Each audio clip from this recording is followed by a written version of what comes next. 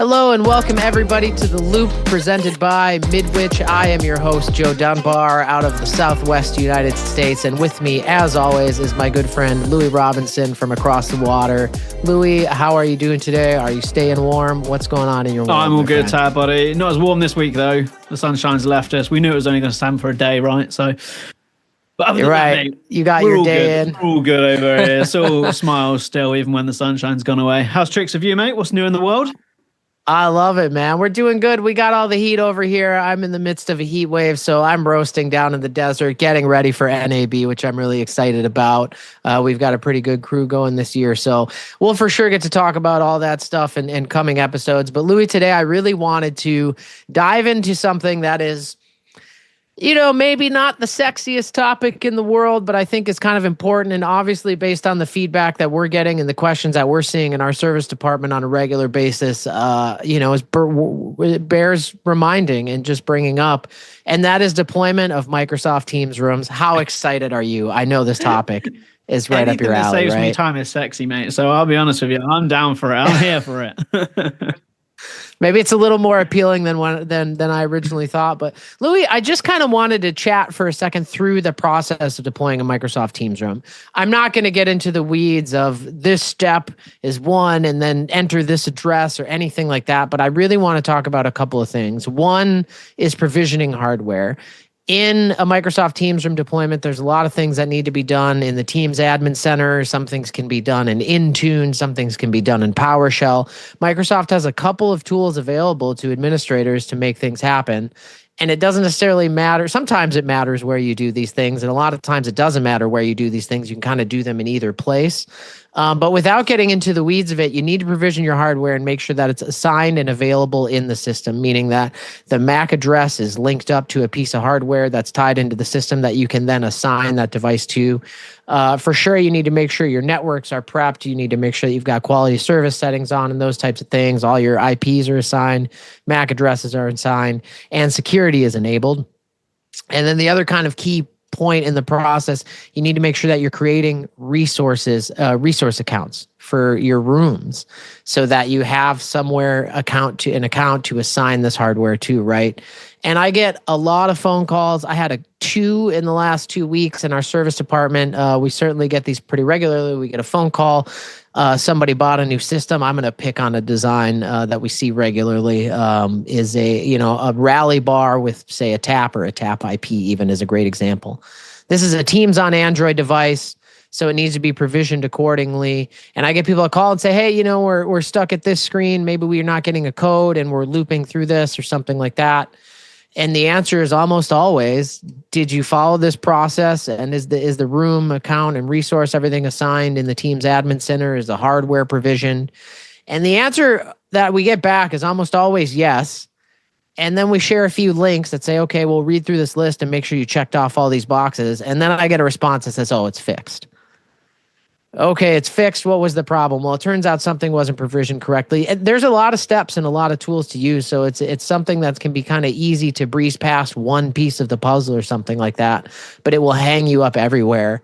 I know as Microsoft has launched and really reinforces their use of MDEP and products that fit into the MDEP category, this should get easier because devices are really made with this in mind, but key points. I just want to drive it home. If you're deploying a Microsoft Teams room and you are having issues, the first place you should check is your Teams admin center with your Teams administrator to make sure that everything is correctly provisioned and everything is set up correctly.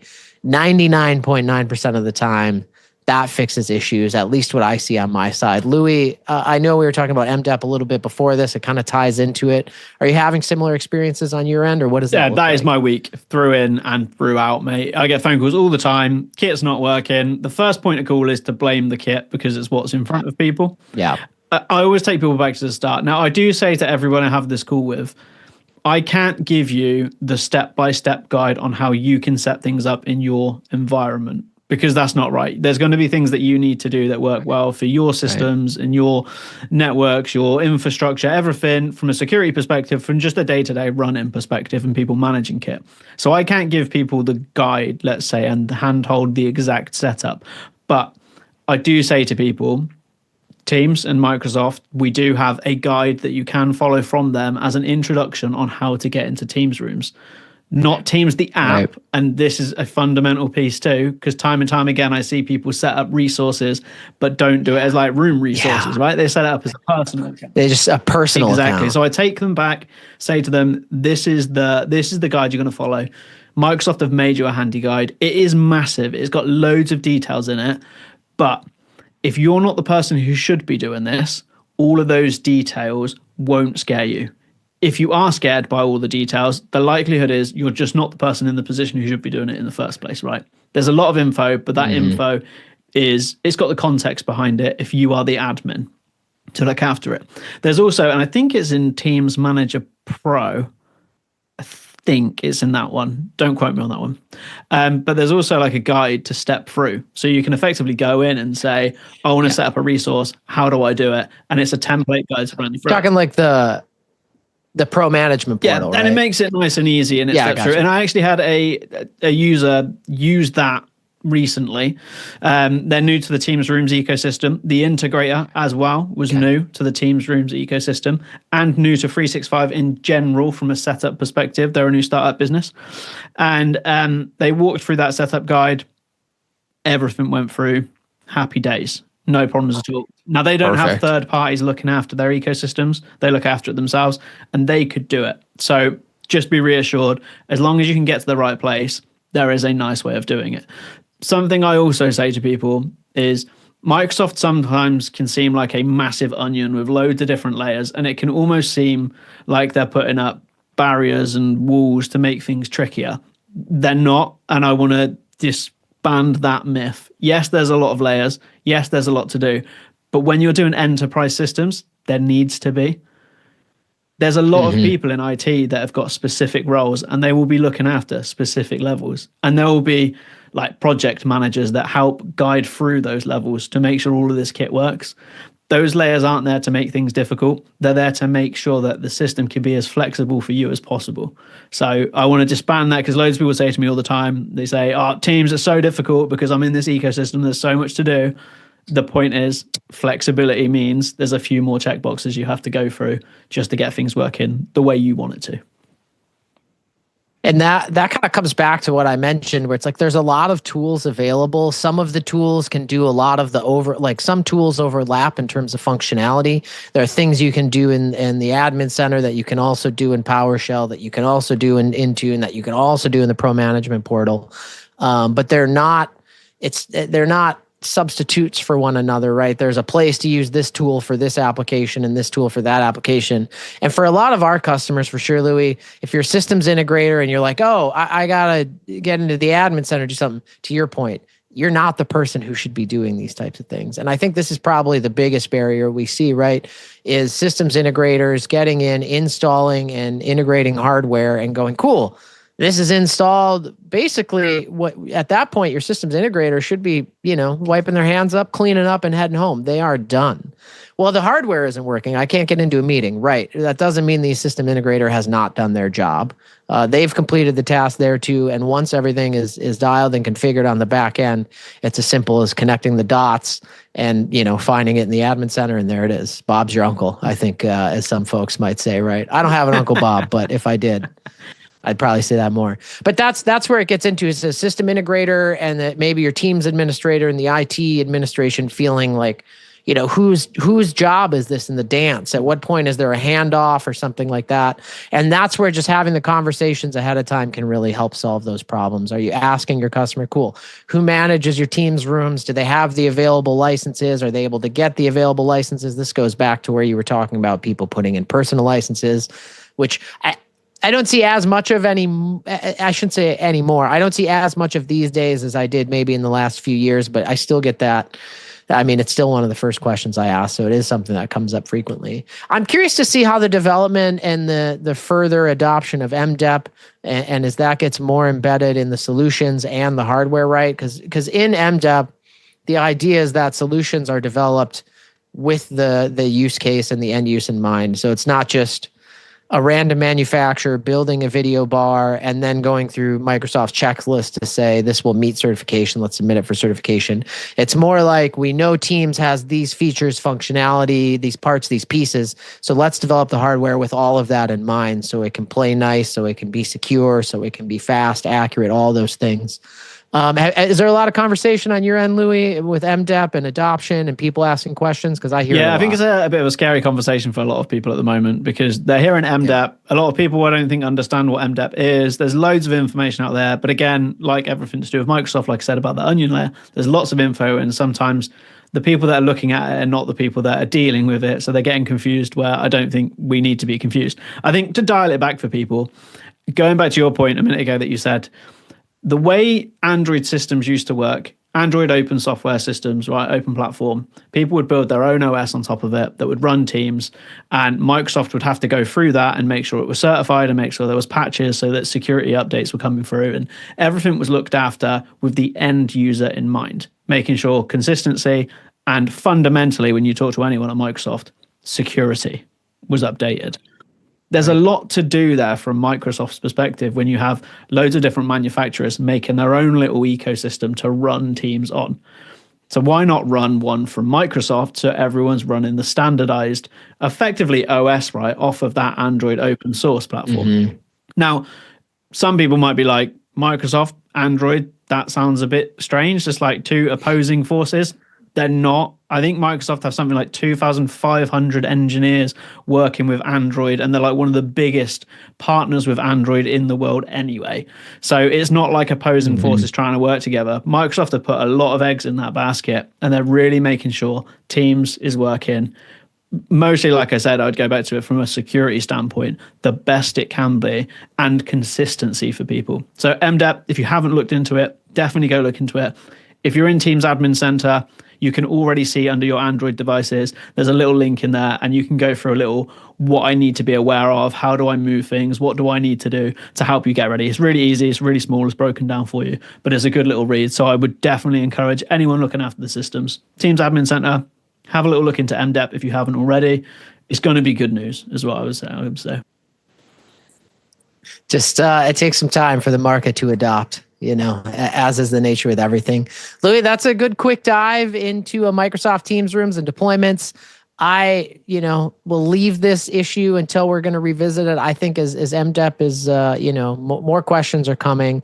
Every time I learn something about MDEP a little more, I kind of have more questions that develop. So as we learn more, we'll communicate it out to y'all. And I'll just leave it with, hey, if you're deploying a Microsoft Teams room and you're having issues, start in the admin center and make sure everything's looking good in there. And that is 99% of the time going to solve your problems. And, if I'm wrong, if you've got more tips, if you've got more tricks, add us. Go ahead. Let me know. Drop a comment and let us know what you've run into. I would certainly love to hear about that. Louis, I've got a couple updates. Fire away, buddy. If you can hang with them. Yeah. All right. So a couple of quick ones. Aver has a new partner portal, so make sure you check that out if you're working with them. In terms of getting technical information, I think this is the thing that guys like you and I, Louis, we have this issue all the time, and I hear it from people all the time. I go to the website and I can't find anything. Always. In the world we live in today, yeah, right? Nobody can find anything. In the world we live in today, companies are very aware of their brand and what things look like and how they're portrayed, and they control that in their marketing information. And I think as a result of that, among many things, availability of technical information has taken a little hit. So when guys like you and I go hunting for spec sheets or deep down, like in the weeds instructions and step-by-steps, they can be harder to find. So shout out to Aver. They've got a new partner portal up. Go check it out. We'll see I think we can post a link in the video here. So make sure you get with that. We've got new updates coming with Hudley, Lenovo, and Yamaha. So definitely, if you're a Midwich US customer, reach out to your salesperson, check that out. Louis, this is we've got a couple other things, and we're gonna get to the end. I can't wait to kind of hit you with this one because it's exciting for both of us. New Neat firmware hit the stable channel. So if you've got Neat hardware out, we talked about this a couple weeks ago. It went from the preview channel or the beta channel and is now in the stable firmware release. So being able to change up the switching activity, getting your Neat center camera working on its own, all of those things are available in the latest Neat firmware update. Make sure you get that. So my last piece that I was getting excited about, Louis, we've got Absen here in Midwich, US. It's a pretty new relationship for us. Yes, we're so excited. I'm stoked about it. I do a lot of video wall work in my day to day. And so I'm really excited about the Absen release because obviously it's a huge brand. Tons of brand recognition is off the charts. It's a respected brand that people love. We've been dealing with LG Direct View LED for a long time now, and I'm still a huge proponent of that product. But I'm excited to get more blood in the mix. I guess I don't know how else to say it. Like new brand, new looks. Louis, you guys have dealt with Absen for a while and some other brands. I mean, what's it been like doing DV LED walls? Oh yeah, mate. Absen over here for us has been a great brand to work with, and when we're walking around our experience center, you can use the Absen walls with confidence to be like, this is a good staple point and a good price point as well for anyone getting into LED, right, which is always a good conversation to be having, because sometimes when you get people into this world, when they look at the prices, it's hard to understand where that investment's going. Absen makes it nice and easy for us. Right. So great brand, not discarding anyone else, but great brand. And that does say to me as well, I do want to mention, we can do an episode on this and we will do an episode on this, but I'm going to give it a little bit of a plug now. Pixel IQ over here in the UK, PSCo have launched it, configuration website. You can go onto it and you can configure your own LED video walls, which is wicked because it means you can break things down nice and simple, nice and easy. And a lot more people can now get their heads around it, as well as when anyone's out on the road and you got to do a proposal, quickly go onto there, punch in what you need, export a PDF, and you got a load of information that you can present back. Yeah, I love it. Pixel IQ, that's the website. Yeah. Pixeliq.com. I'm going to go check it out. Louis, you know what I love? It's so funny. I feel like configuration tools, as a distributor, it's great to have some available. Manufacturers work to have theirs available. And a lot of manufacturers have them for a variety of projects. We're not just locked into DV LED here, although it is, helpful in DV LED as well. I feel like they're developed for the engineers at their desks who maybe aren't fully engulfed in a brand or a product and they need some place to start out. And it's funny, I feel like the first place they start out is by calling us. And I'm so grateful for that they think about us and they say, hey, I'm going to talk to Joe about this because he knows what he's doing and has some experience with it. That's great. I'm still available. Feel free to call me. However, I know when I was in a system integration design role, I love to self-serve anytime I can. If I have a question and I can get an answer now and at least start to explore around, then I definitely leapt in to use those things. And I feel like I'm referring people to those a lot. And then maybe those phone calls slow down. And when I do get a phone call from those people, they're already 4 steps ahead in the conversation instead of just asking where to get started. So I'm excited to see this tool get utilized. It just launched, right? I launched it at ISE. So it's been in the market for a while now, but honestly, it's such a good thing to be using. And go back to your point there as well, mate.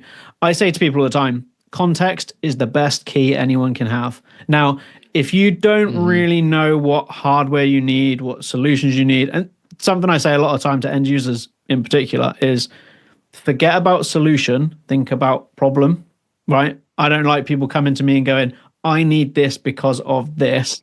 If they don't know what the hardware actually is, I say to people a lot of the time, tell me what your problem is and we can connect the hardware to it. But when we're talking to the design individuals who are putting these systems together, the conversation is so much easier when they can come and go, right, we've got a problem and I'm thinking about going down this route. I've used the configurator to get me so far down the journey. Where have I gone wrong? What do I need to be thinking about? Where can we put things differently that could maybe be more of a cost-effective solution? Or what can we do that would make more ROI? All things like that we can add on quicker for people when they've got those foundation, right? The right people putting those designs together, we can make it happen a lot faster now, which is great.